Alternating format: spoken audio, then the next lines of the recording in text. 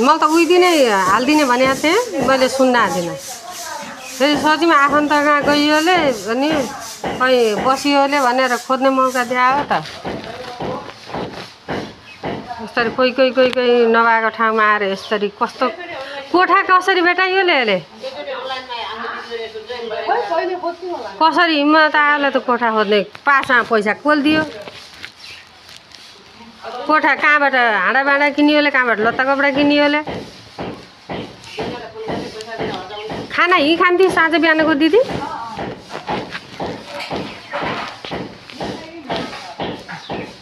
ओड्ने ओछ्याउने कहाँबाट किनी?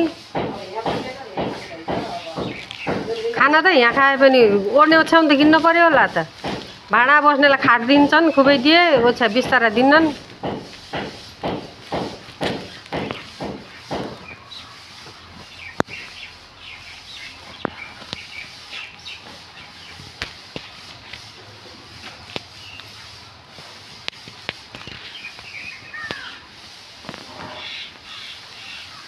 घरबाट चित्त नबुझिया चेली माइत जान्छन् भागेर। यो माइतबाट भागेर यसरी हराएको त पहिलोचोटि देखियो। अचम्मै बाबै न घर गरी खाने मन नभए म बस्दैन।